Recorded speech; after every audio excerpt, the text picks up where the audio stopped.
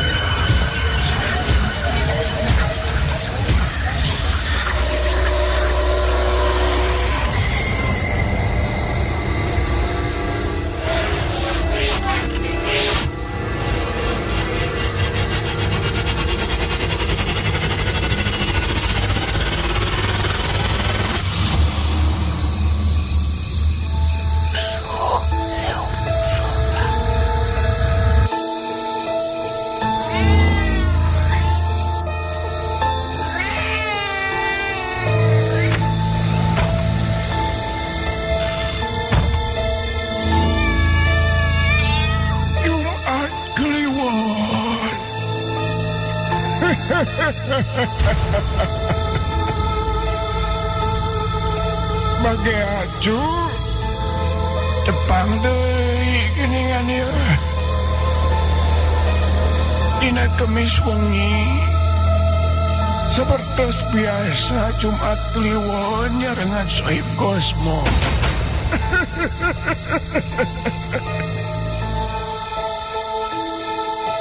Aya sababaraha carita dina wengi ieu anu baris dipedar cu. Tapi Omat ulah ngedangukeun Jumat Kliwon sosoranganan. Omat cu bisi aya nu maturan, bisi aya nu datang.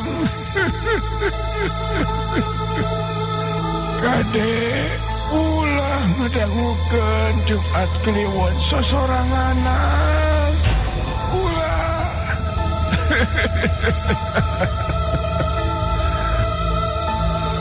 Wilujeng ngadangukeun Jumat Kliwon.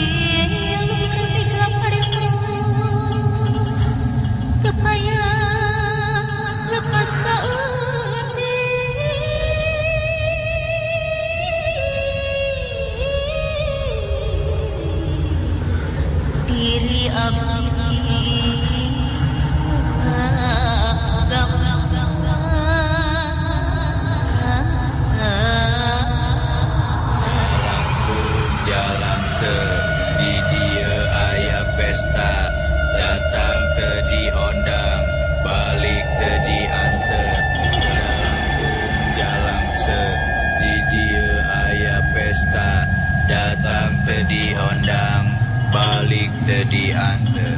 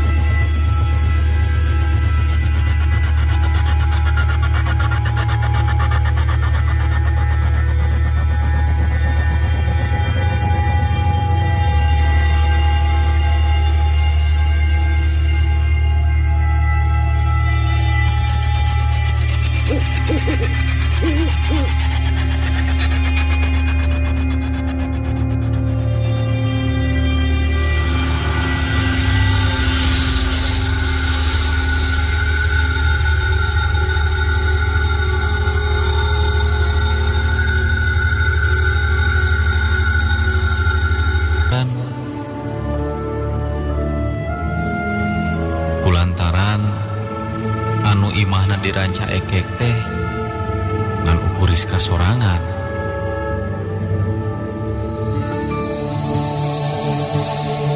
Geus biasa deui we geuris kamar. Lamun balik sakola datangna peuting ka imah.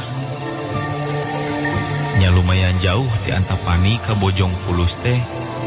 Jaba na oge lamun peuting mah sepi jam 8 peuting oge geus jarang aya jalma anu nglampreng wayah kitu.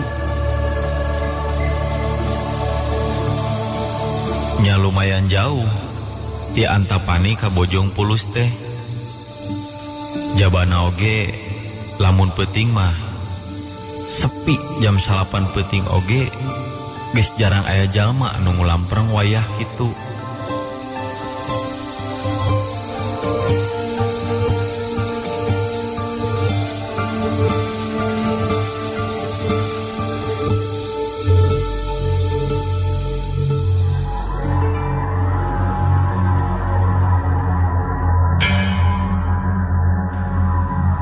Rizka terus indit numpak motor ngaliwat ka jalan Cicaheum, nyemprung kawetankeun ngajug-jug ka ranca ekek. Sajeroning Rizka numpak motor, manehna ngarasakeun aya perasaan anu teu saperti biasana.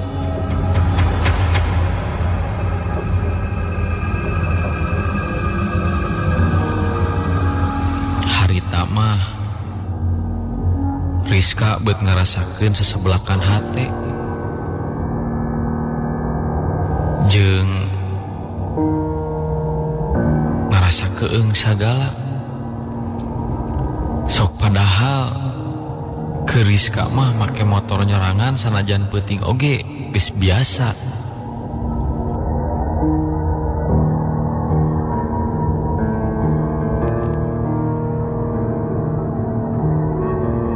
Di sajeroning perjalanan ngajug-jug ka Bojongpulus nu aya di ranca ekek, Rizka ngeureunkeun heula motorna sabab karasa HP-na ngageter. Tayona wae aya anu nelepon. Nya maksudna eureun heula bisi eta telepon teh penting keur manehna. Jeung supaya nu nelepon katarimana jelas ku Rizka. Halo mah, aya naon nya? Masih kene di mana? Gerak uwi atuh Neng, tos wengi. Nuju di jalan mah, sakedap deui dugi. Nah, kemana heulam di wengi-wengi we teh? Nya eta tadi aya anu kedah dibadantenkeun kanggo praktek mah. Nya atuh sok hati-hati di jalan nya, tong kekebutan. Gugul ge tadi wowo. Kunaon kitu Kang Wowo teh mah?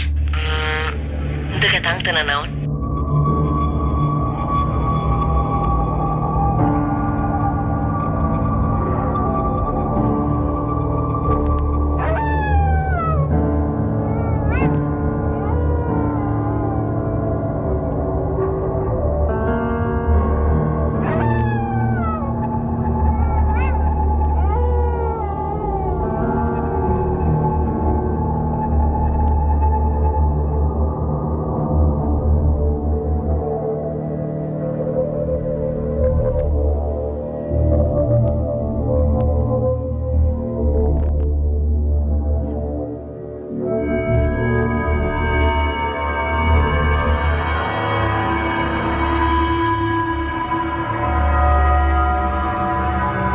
Indungna Rizka teneruskeun nyarita ngeunaan Kang Wowo.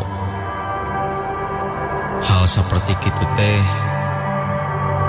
puguh we jadi pertanyaan ke Rizka. Manehna neruskeun di perjalanan bari mikiran, nah aya naon jeung Kang Wowo. Dina ngajalankeun motorna, Rizka ngagugu kana omongan indungna. Manehna ngajalankeun motor teh henteu ngebut. Sabab geus teu pati jauh ti imah anu dijugjugna.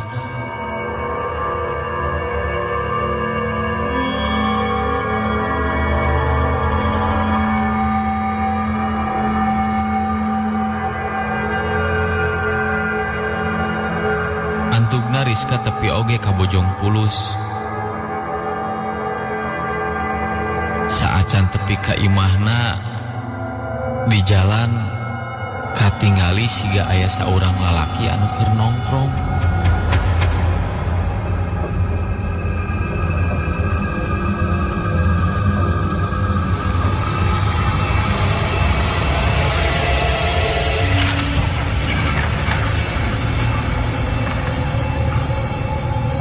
Rizka oge rada ngarenjag, sabab eta lalaki anu keur nongkrong di jalan deket imahna teh katingali ti anggangna.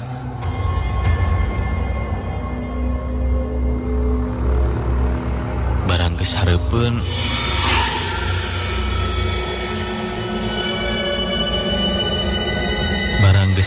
eta lalaki anu keur nongkrong teh Rizka jadi ngarasa ngemplong. Gening anu keur nongkrong teh tatangga manehna anu ngaranna Kang Wowo. Tapi harita mah Kang Wowo teh tara saperti disasari. Namun biasana mah heug parang panggih jeung Rizka di tempat nongkrong eta. Kang Wowo sok nanya leuwih ti heula bari jeung budi anu marah mai. Hal kitu jadi kaheranan ke Rizka.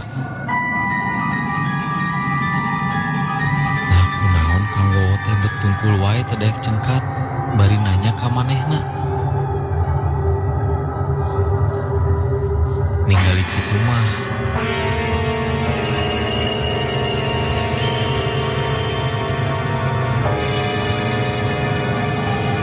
Rizka jadi miheulaan nanya ka Kang Wowo anu kasampah keur tungkul wae.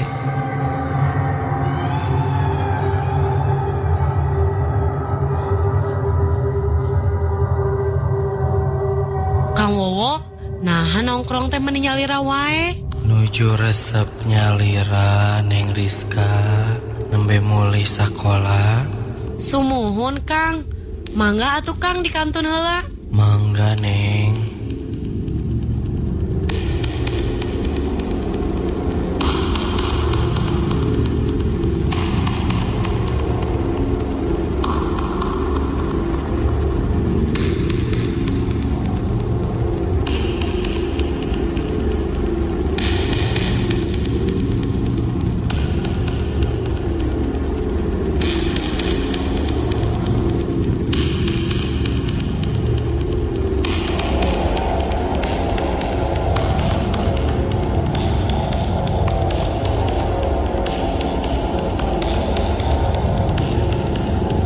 Rizka indit ninggalkeun Kang Wowo anu anger wae teu nyengkatkeun sirahna.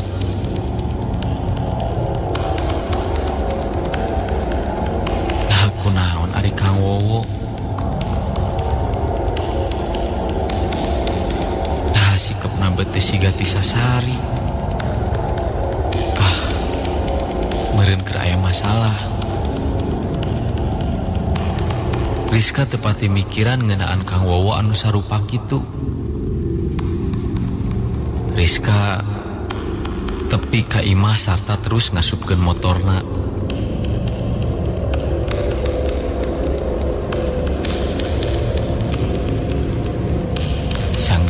kitu Rizka langsung asup ka jero imah. Malah indungna Rizka oge kasampak keur ngadagoan kedatangan manehna.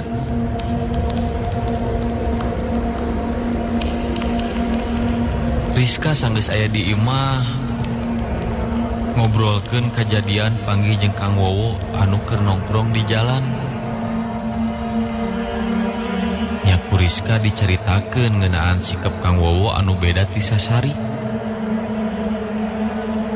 Bahasa indungna ngadenge caritaan Rizka sarupa kitu, katingali paroman indungna siga anu kaget.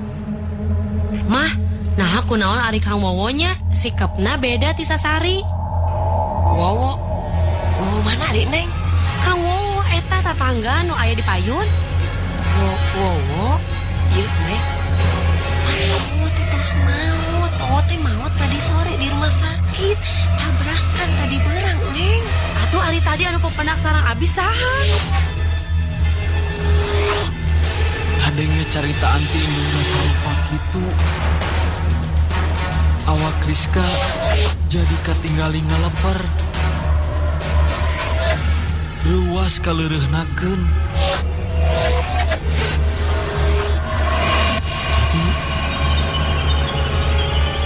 Jadi anu tadi panggil jeung Rizka di jalan teh lain Kang Wowo.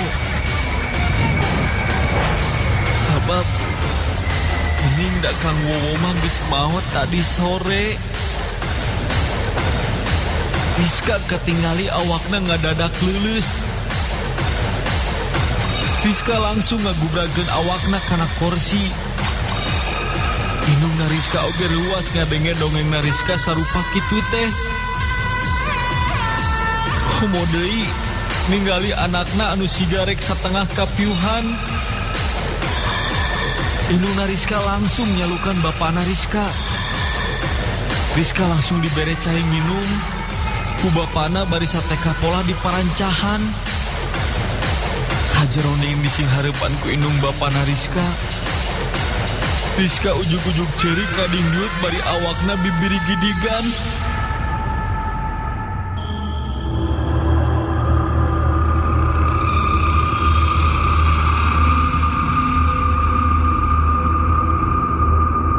Rizka jadi siga anu kasibat. Nya antugna mah Rizka teh diubaran ku mangna.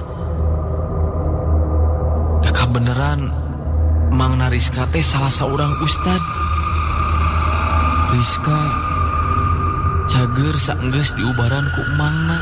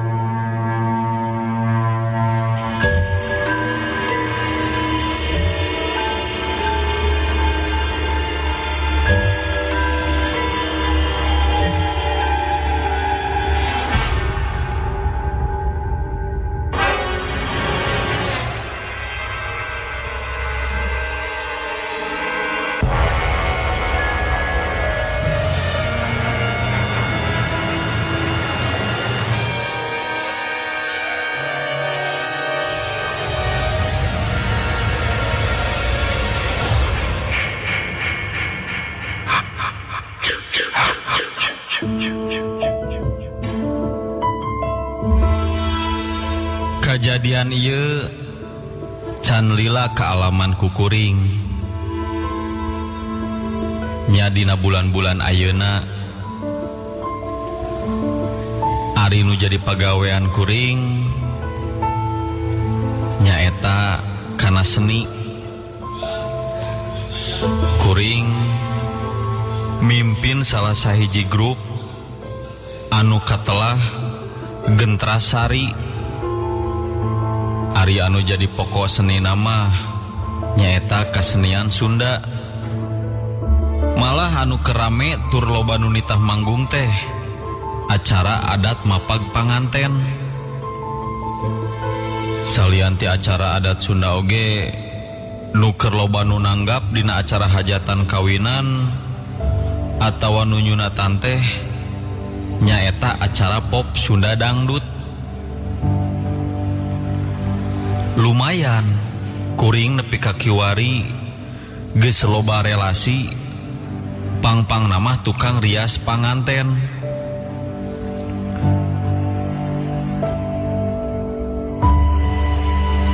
Lamun tengah haja nu boga hajat datang ka imah nitah manggung, kuring loba manggung cukang lantarana acara ti tukang rias.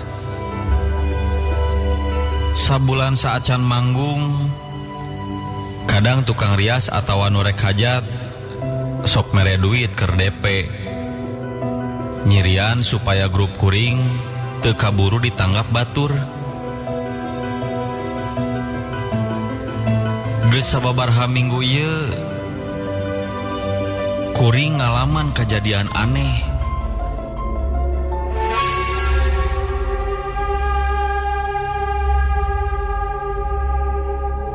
Sabab duit pamanjer tinu rek hajat teh sok jadi ngurangan wae.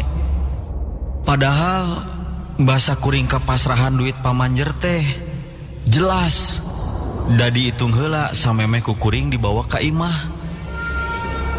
Moal nya kerok ngitung nama, tapi duit sok jadi kurang 2 atawa 3 lambar. Hal ieu teh jadi heran keur kuring mah. Jeung deui lamun terus kejadian sarupa kitu tumiba ka kuring, geus pasti we jadi karugian keur kuring mah.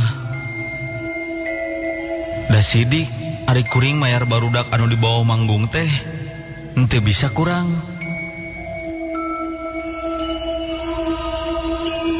Harita kuring balik ti melong ti imah salah saurang tukang rias anu rek nanggap kuring.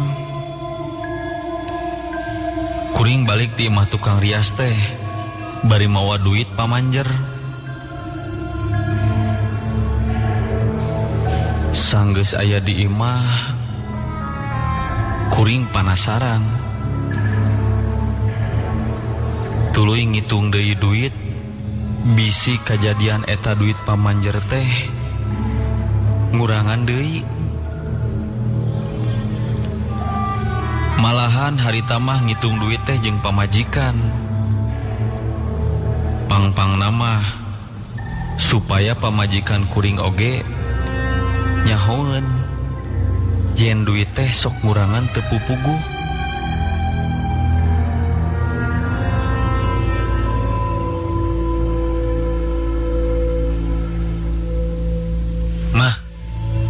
Bisi teu percaya sok geura itung ku mama. Sabaraha tah duit ibu Cecep teh? Cing ka dieu. Penasaran mamah mah. Kerok meureun bapak ngitungna. Nya, yeuh itung deui kainya. Da basa diitung ku bapa bieu mah kurang 4 lambar.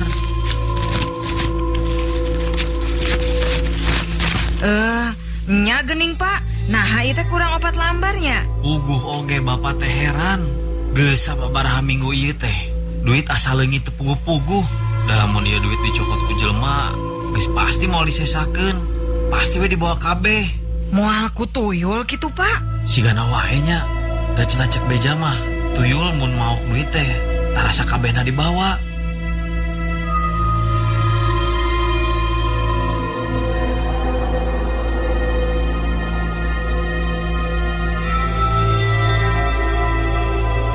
Sanggeus kuring guneman jeung pamajikan jorojoy panyangka yen duit teh dipaokan ku tuyul meureun.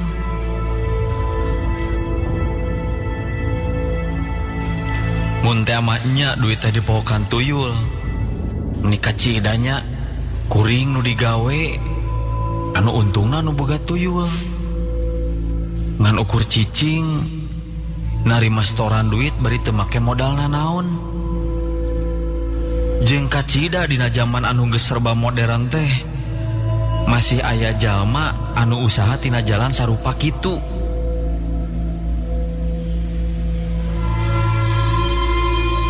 Sanggeus ayana kejadian eta kuring can wakaca carita ka Ibu Cecep jeung Pak Cecep.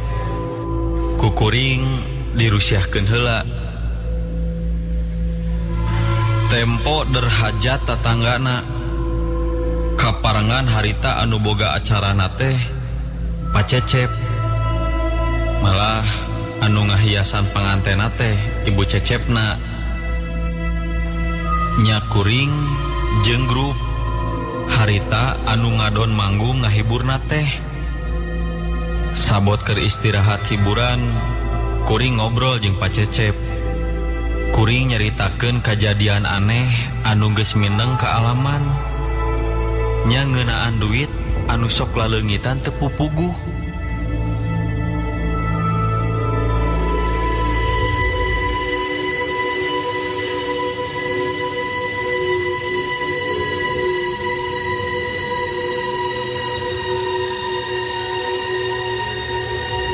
Lain, abi mah heran Pak Cecep. Heran kunaon, Jang? Yeuh, geus sababaraha minggu ieu teh artos sok ngurangan wae teu puguh-puguh. Moal kitu dicokotan ku tuyul mah. Nya, eta teh ku tuyul. Ari Pak Ajung geus pernah ningali tuyul acan. Acan, Pak. Nah, kumaha kitu? Lain uing suudon. Siga nama di dieu aya jalma anu nguku tuyul. Hayang bisa ningali tuyul. Wah, nah bisa gitu eta teh. Bisa. Abdi boga ilmuna supaya Pak Ajung ayeuna bisa ningali tuyul.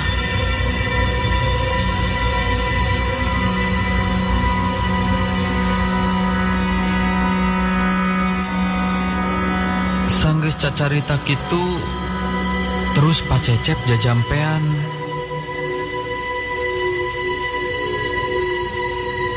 Terus kuring dititah nginum cai herang anu menang marancahan. Sanggeus kitu beungeut kuring diusap. Terus kuring diajak ku Pak Cecep nyamperkeun ngadeukeutan pelaminan panganten.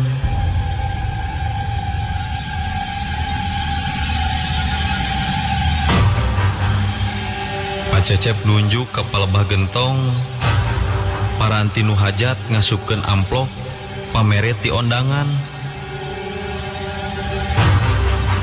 Nyaan we panon kuring jadi awas bisa nempo makhluk anu teu bisa kitu wae katingali ku jalma.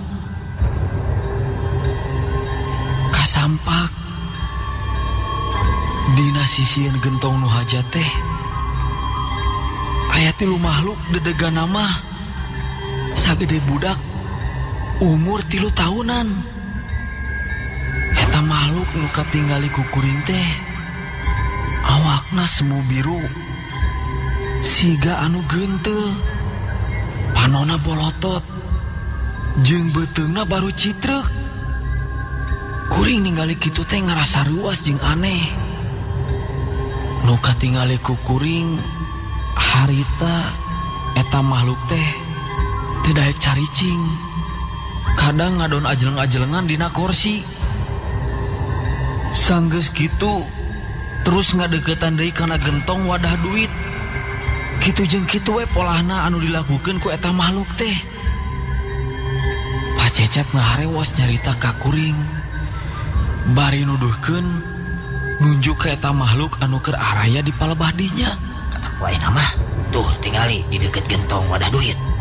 Nyawenya heh ningali laki itu beungeut jeung awakna oge. Ayeuna mah ku baparek digareuwahkeun tuh mah nyokotan wae duit.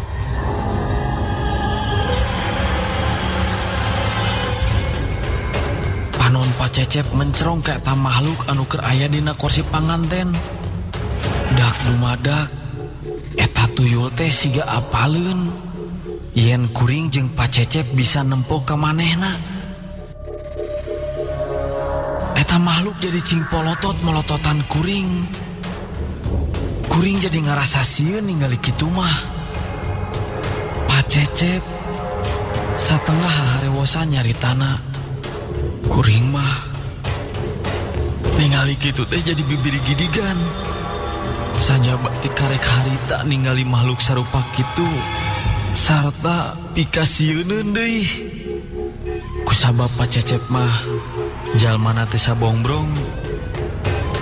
Nyaeta makhluk terus ku Pak Cecep disampeurkeun.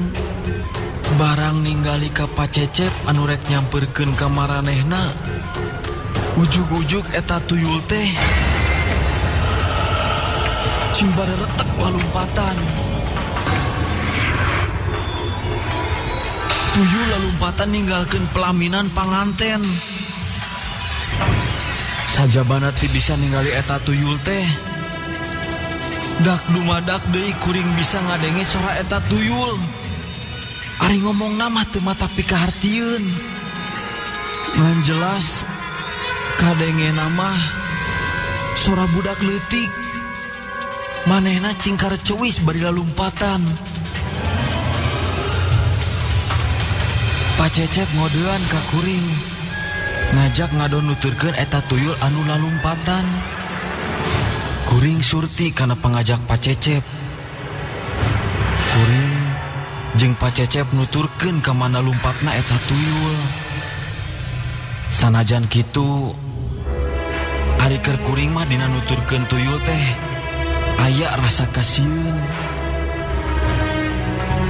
Eta tuyul teh lalumpatan ka salah sahiji imah kontrakan anu aya di eta lembur. Kuring jeung Pak Cecep teu terus nuturkeun eta tuyul. Nu jelas mah kuring jeung Pak Cecep geus nyaho yen anu bogana teh nu aya di eta imah kontrakan. Kuring jeung Pak Cecep marulang deui ka imah nu hajat. Sarta kuring mah terus neruskeun mancen tugas ngahibur panganten jeung tamu ondangan.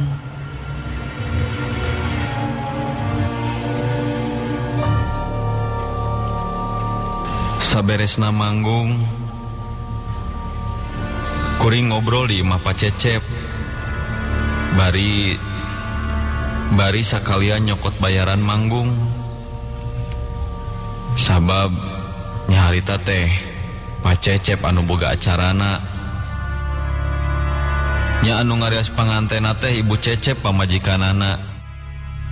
Pak Cep, asa nembean abdi mah ningali tuyul teh kitu geningnya. Jeung aya we nya jalma nu ngadon usaha tina jalan enteng. Padahal zaman teh kan geus modern ieu teh. Ya aya wae atuh Pak Jung.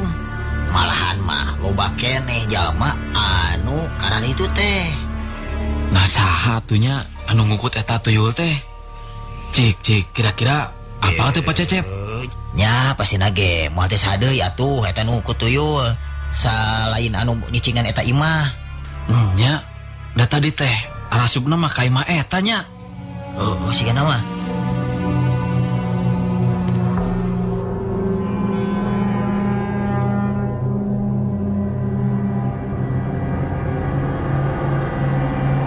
Sanggeus obrolan kawilang cukup, kuring pamitan balik ti imah Pak Cecep.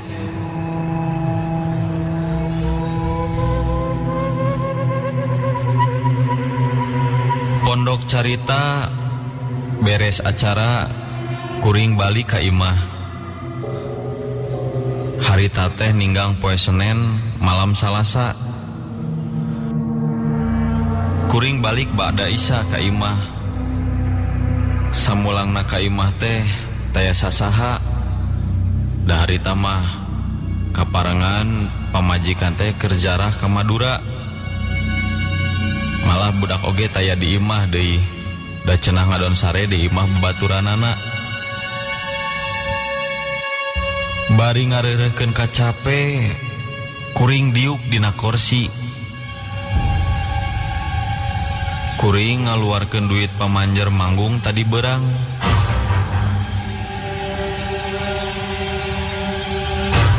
Kuring ngaluarkeun duit pamayar manggung tadi berang. Kuring penasaran ngitung duit anu geus dicekel. Pokok penting sieun kajadian deui eta duit teh ngurangan deui.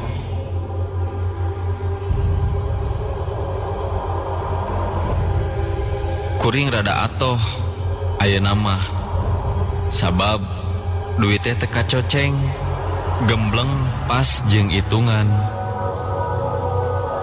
Kusabab tadi berang kuring geus capek, kuring ngadon lelengutan dina kursi.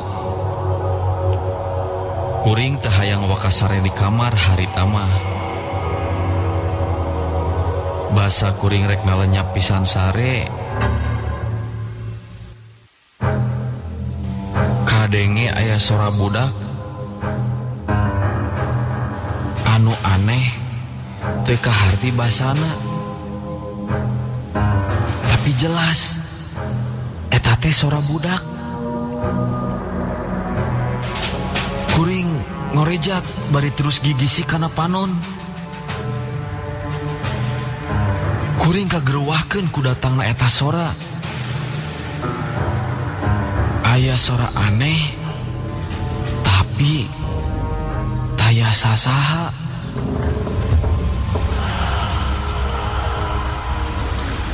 Kuring ngareretan ka sabudeureun imah, tapi keukeuh teh sasaha. Nu ayangan ukur kuring sorangan anu keur diuk. Kadenge eta sora budak teh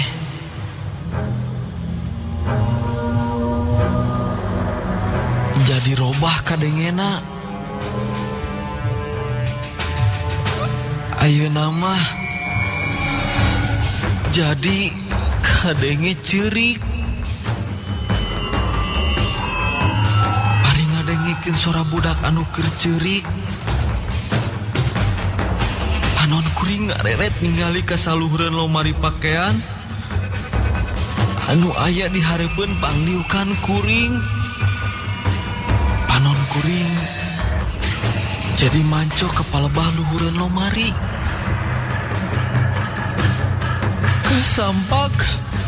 Kasampak dina luhur lomari pakaian teh haya budak anu keur diuk ucang angge bari panona molotot ka kuring. Kuring jadi ngarasa sieun ningali kitu mah. Komo deui basa eta budak teh nyangerengan siga mah amekeun pisan ka kuring. Awak kuring jadi ngadeg-deg. Kadenge aya sora anu nyarita. Sora budak tapi atrak kadengena siga anu nyarekan nganahakeun ka kuring. Napsi we atuh euy. Tong make usil sagala. Pan aing teh usaha. Nah sia ngaganggu kana kasar aing. Sing horeng eta makhluk anu aya di puncak angge dina luhur lomari teh tuyul anu tadi berang diudag ku kuring jeung Pak Cecep. Eta tuyul karasa kagerwahkeun sarta ngarasa gawena diganggu ku kuring jeung Pak Cecep. Ningali kitu mah kuring terus sateka pola sabisa-bisa nyinglarkeun eta tuyul anu keur diuk kucang angge dina luhur lomari teh. Sanggeus ku kuring di parancahan eta tuyul teh ngagajel ngluncat tina luhur lomari ka handap. Sanggeus aya di handap katingali pasemon anu amek ka kuring. Sanggeus kitu eta tuyul teh ujug-ujug lumpat keluar ti imah kuring. Eta tuyul keluar ngaliwatan panto anu padahal pantona oge nutup. Tuyul keluar lumpat nembus kana panto.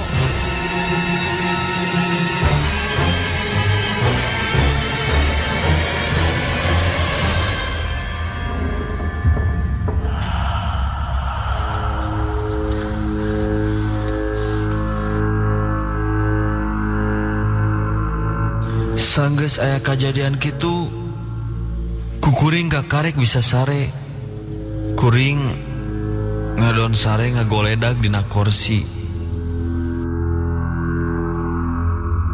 Isukna sanggeus tadi peuting ngalaman kajadian aneh sarupa kitu, kuring ngadatangan deui imah Pacecep. Kuring nyaritakeun kajadian anu kaalaman tadi peuting ngeunaan tuyul anu ngadon milu nuturkeun ka imah kuring. Alhasil sanggeus kuring cacarita ngeunaan kajadian sarupa kitu, nya antugna kuring ku Pacecep di bahanan cai menang marancahan, nyaeta ngarah bisa nyinglarkeun tuyul.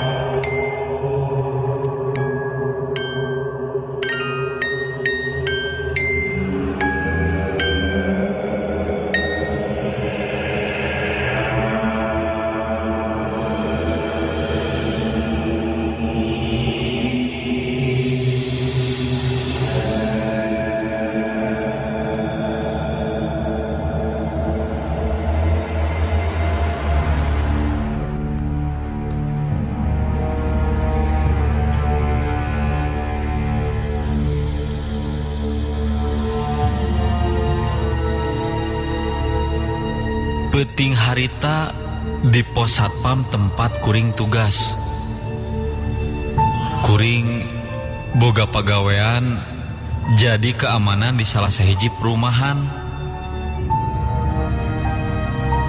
Lamun bagian tugas peuting mah kuring tara nyorangan.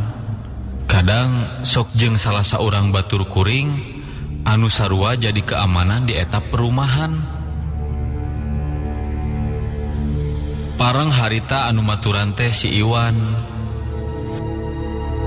Maneh nama kaasup jalma anu wanian teu borangan.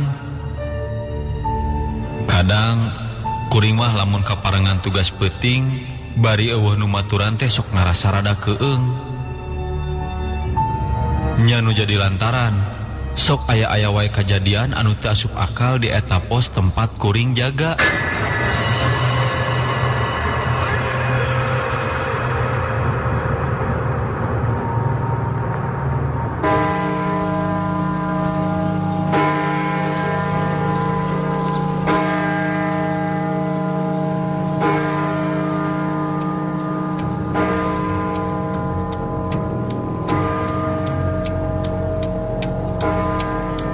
Jam 12 peuting kuring uplek ngobrol jeung si Iwan.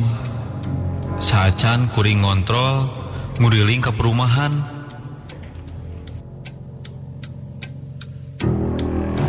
Harita teh ninggang malam Jumaah.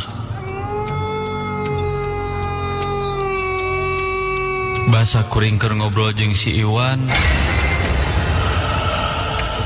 Kuring rada ngarenjag.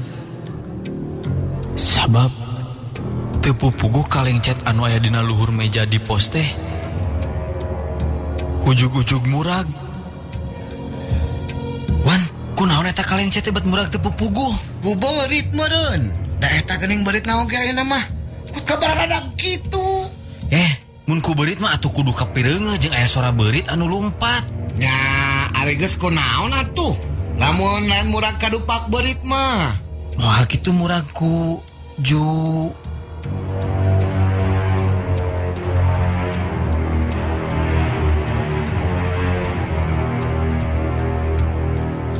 Nganu jadi kaget. Nah, murag nanti siga anu ngalayang. Kuring teneruskeun cacaritaan. Nu jelas mah kuring masih ngerasa aneh ku eta kejadian. Si Iwan nangtung bari terus nyerita ka kuring. Yen manehna rek ngadon ngontrol heula ka perumahan. Nya kuring dititah nungguan pos ku manehna. Saya ngontrol heulanya. Ente di dieu heula, heuh? Geus ya kuring oge milu ngontrol atuh. Lamun di pos ditinggalkeun ye, bisi aya nu datang ka dieu. Darwe disangka peuting ayeuna eueuh nu jaga. Lain kuna naon keung euy. Urang nyorangan di pos teh. Alah, make keung sagala rupa da moal ayeuna naon atuh sok teu puguh. Moal ayeuna naon teh cek ente. Geuning tadi ge kalengcet murag teu pupuguh. Tah, paneta teh ayeuna naon? Nya, da saya oge moal lila ngontrolna atuh. Geus daguan di sakedeung, nya. Embung ah.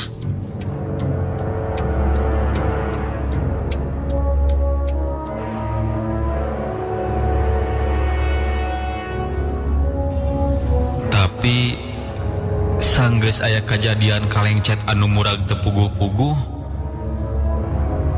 Kahayang mah kuring oge milu jeung manehna ngontrol. Sabab keur kuring mah jadi ngarasa asa keung. Komo deui kudu cicing di pos sorangan.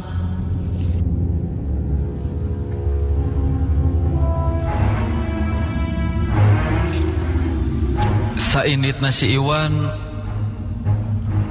di pos tinggal kuring sorangan. Harita mah asa beuki beda we hawana di eta pos teh. Komo deui ayeuna mah sanggeus kuring eueuh batur. Karasa deui aya angin anu ngadeos asup tina lawang pos anu pantonan teu ditutupkeun.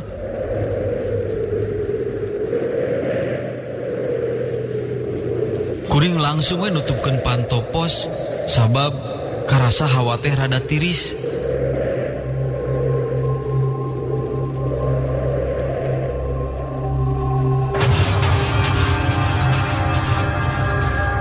Kuring diuk dina kursi nu aya di jero pos.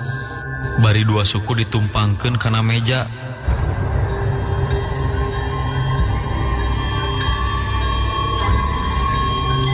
Sirah rada ngadangheuk kana panyarandean kursi.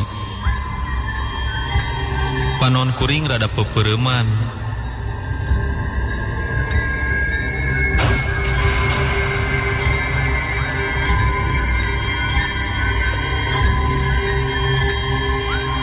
Keur kitu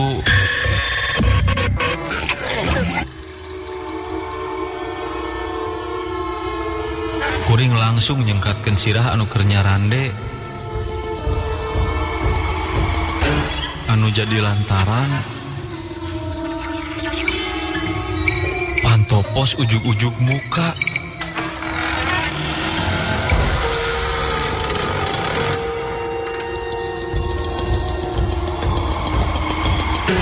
Panyangka kuring mah si Iwan geus datang deui ka pos. Kuring cengkat tina diuk terus nangtung. Tuluy kuring keluar ti pos. Bari rurat reret ka sabudeureun pos.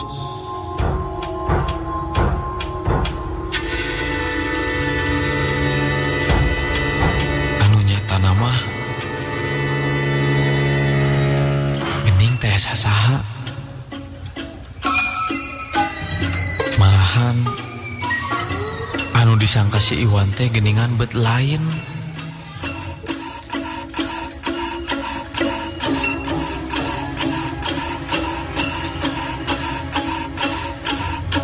Sanggeus jelas teh sasaha, kuring asup deui ka jero pos bari mikir.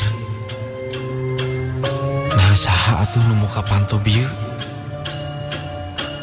Sabab pamohalan lamun panto muka katebak angin mah. Kuring diuk deui dina kursi.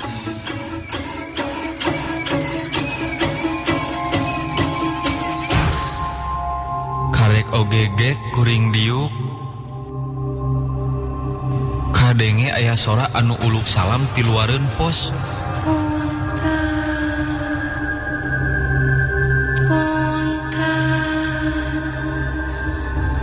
Sorana tepati jelas. Ngan kadenge nama sora awewe, tapi sorana teh anu semu ngirung. Dua kali kadenge sora anu uluk salam pupuntenan teh. Tapi basa kukuring disampeurkeun.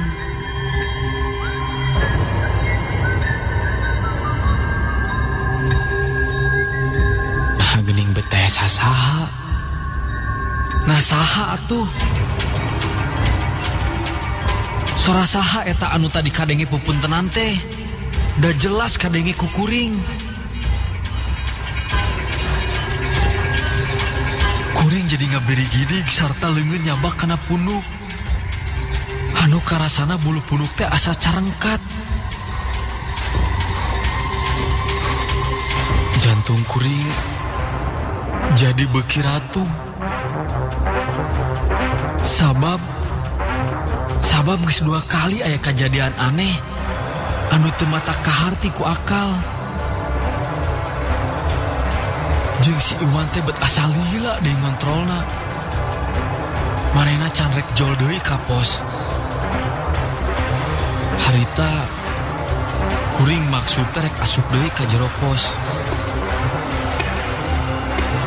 Karek dia salengkah.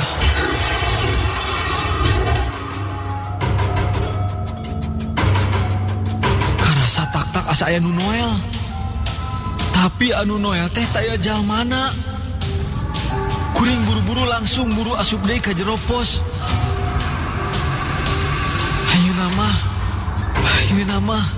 Ayeuna mah katinggali ku juru panon. Di luar teh siga aya anu ngolebat bodas. Kuring jadi beuki ngarasakeun. Malah rasa sieun anu nyangkaruk beuki ngandelan. Kuring diuk bari awak ngarasa semu ngadeg-deg. Panto pos molongo teh ditutupkeun. Maksud teh lamun aya nanaon, kuring moal hese lumpat ari panto muka mah. Kuring tinggal ngaberengbeng ninggalkeun eta patempatan. Sabot kuring keur niup dina kursi nu aya di jero pos. Karasa aya anu niupan kana punuk jeung karasana teh menitiis. Mimitina mah kuring ngarasa berat rek ngaliekeun sirah. Anu maksud rek ningali ka anu karasa niupan kana punuk teh. Akhirna kuring ngawanikeun maneh. Ngalieuk ka satu kangen pangdiukan. Barang red kuring ningali ka tukang. Satu kangen kuring aya makhluk anu keur ngajanteng. Nu ngajanteng teh satu kangen teh geningan pocong. Kuring langsung ngoreja cengkat dina pangdiukan. Panon ningali ka eta pocong anu katempona ku kuring mah beungeutna teh hideung jeung teka tinggali aya panonan. Pur kuring jadi ngeleper ningali keayaan siga gitu mah. Malah kuring tibu buranjat keluar di jero pos. Setengah luncat mari semu lumpat. Malah si Iwan anu geus datang deui ka pos oge jadi katabrak ku kuring anu keur diajikan di udah kurasa kasieun. Kuring mari nyempor satu kangen si Iwan muru ka jero pos. Tapi basa kuring di baturan ku si Iwan mah pocong anu katinggali ku kuring teh jadi eueuh. Malah si Iwan mah terus pariksaan anu aya di jero pos. Kuring oge ngarasa jadi aneh. Jelas atuh tadi katinggali aya nu nembongan satu kangen. Tapi nah geuning ari kuring geus aya batur mah bet jadi ngaleungit.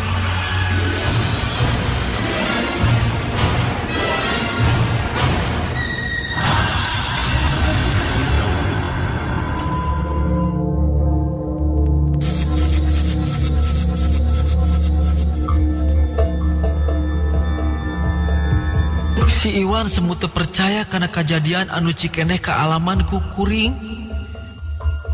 Jelas pisan atuh. Basa tadi kuring sorangan aya di pos mah. Bet loba kejadian nu matak pikasieun. Malah sanggeus aya kejadian sarupa kitu. Kuring teu lila gawe jadi keamanan di eta perumahan. Kuring mundurkeun diri nu jadi lantaran lain harita hungkul kuring ngalaman kejadian anu aneh-aneh teh.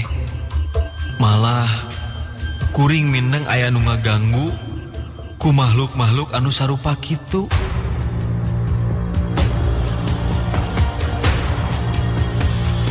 Matak kuring antugna mah teu betah digawe di eta tempat.